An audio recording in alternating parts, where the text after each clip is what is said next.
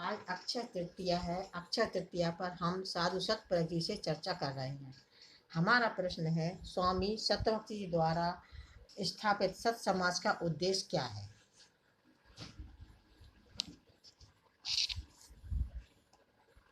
प्रश्न जो है बहुत ही व्यापक है, लेकिन इस समय बहुत कम में हम उत्तर दे रहे हैं। सत्समाज का मुख्य ध्येय तो एक ही है, और वो है समाज का सामूहिक रूप से सुख संवर्धन करना। आज हर स्तर पर समाज में एक व्याकुलता है। उसके पास वैभव की कमी नहीं है, सुविधाओं की कमी नहीं है, हर तरफ बहुत कुछ उसके पास है, लेकिन इसके बाद भी उसकी व्याकुलता है, बेचैनी है।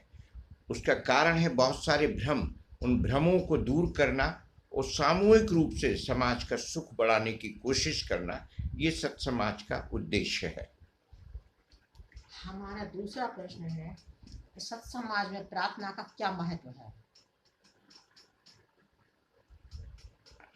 हर धर्म में लगभग, हर संप्रदाय में लगभग किसी न किसी रूप में प्रार्थना होती है।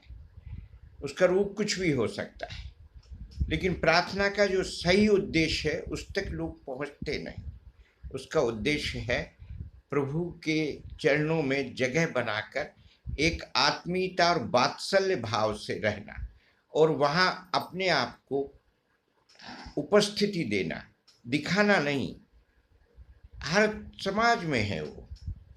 सत्समाज में भी, सत्य समाज का जो धर्माला है जिसे सत्यार कहते हैं, वहाँ भी जो है प्रार्थना का महत्व है। और वो ये है कि परमेश्वर के चरणों में जाकर, एक बच्चा जिस तरह माँ के चरणों में पास जाकर आंचल में अपने आप को सुरक्षित महसूस करता है, उसी तरह से परमात्मा के चरणों में भक्त अपने आप को सुरक्षित महसूस करे। जगन्नाथ दुनिया का भगवान मालिक मेरे साथ है, ये आत्मबल बढ़ाने वाला विषय है। दूसरा है, सत्य समाज में परमेश्वर निष्पक्ष न्यायाधीश है। वो आपके गुण दोष के आधार पर आपकी सजा निर्धारित करता ही रहता है। आपको कुछ कहने की आवश्यकता नहीं होती। ये विश्वास अपने अंदर होना कि परमेश्वर हमारे कृत्यों को देख रहा है और वो हमें सजा विधान या प्रेम जो भी है लगातार उसकी सतत प्रक्रिया का हिस्सा है। ये प्रार्थना में ये दो विश्वास हमें होते हैं, और इन दोनों विश्वासों से हमारा मनोबल बढ़ता है। एक तो माता पिता की तरह संरक्षण, एक निष्पक्ष न्यायाधीश की तरह हमारे सद्कार्यों के परिणामों को परिणमन। आज का प्रसंग यहीं समाप्त करते हैं।